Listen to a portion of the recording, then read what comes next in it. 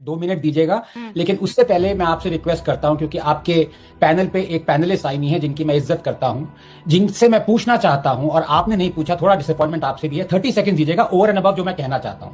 मैं कंचना जी से पूछना चाहता हूं कि वो क्यों एडवोकेट कर रही हैं, और आपको इनसे पूछना चाहिए था कि फेक केसेस लगाए जाए। जाना चाहिए कि आपके देश के 90% ओबीसी एससी एसटी बहुसंख्यक जो आबादी है, जो माइनॉरिटी है, उसको उसका हक लेगी, आपको इस बेसिस पर फंसाया जाना चाहिए। कौन समझ लो ये कह रही हैं कि सवर्ण लोगों को फंसाया जाना चाहिए, और आप मुझसे आज पूछ रही हैं कि ये मिसयूज नहीं होगा।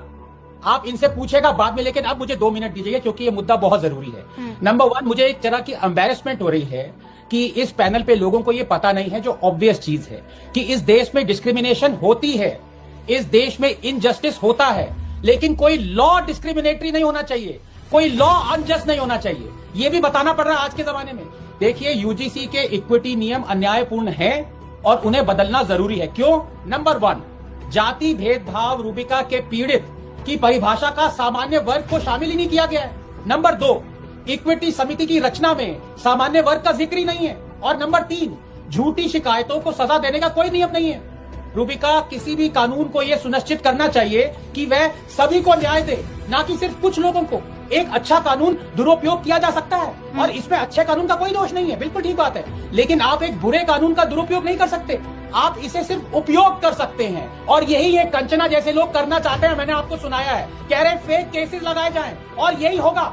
जैसा कि मार्टिन लूथर किंग ने कहा था, कहीं भी हो रहा अन्याय, हर जगह हो रहे न्याय के लिए खतरा है। अन्याय को मार्टिन लूथर किंग ने जो कहा था वो हम आज क्यों नहीं सुन रहे हैं? उसको सुधारना जरूरी है, लेकिन इसको दोबारा लागू करने नहीं सुधारा जा सकता अन्याय को। निरपराध लोगों को उन पापों की सजा देना जो उन्होंने खुद नहीं किए, कि अन्याय को सुधारना नहीं है रूबिका, बल्कि इसे जारी रखना है, उसके सबसे हिंसक और बदले की भावना वाले रूप में। इसीलिए मैं कह रहा हूं, यूजीसी के इक्विटी लॉज कैंपस में हो रहा है एक अन्याय है, जो देश में हो रहे न्याय के लिए खतरा बनेगा। रूबिका, मेरा हमेशा से ये मानना रहा है कि आरक्षण को लक्षित और समयबद्ध होना चाहिए। जैसे कि भारत में एक मुख्य न्यायाधीश और डॉक्टर अंबेडकर ने भी जोर से कह रखा है। डॉक्टर अंबेडकर तो खुद आरक्षण के केवल 10 और 30 साल की सीमित अवधि के लिए चाहते थे। हमारे राजनेताओं में इतनी हिम्मत क्यों नहीं है? लेकिन ये बात आरक्षण की नहीं है, ये बात इनजस्टिस की है। और मैं बार बार ये कहता रहूंगा कि इनजस्टिस हो रहा है, लेकिन जो इनजस्टिस के खिलाफ लड़ रहे हैं वो कैसा इनजस्टिस कर रहे हैं कि लॉ को इनजस्ट बना रहे हैं। शर्मनाक बात है।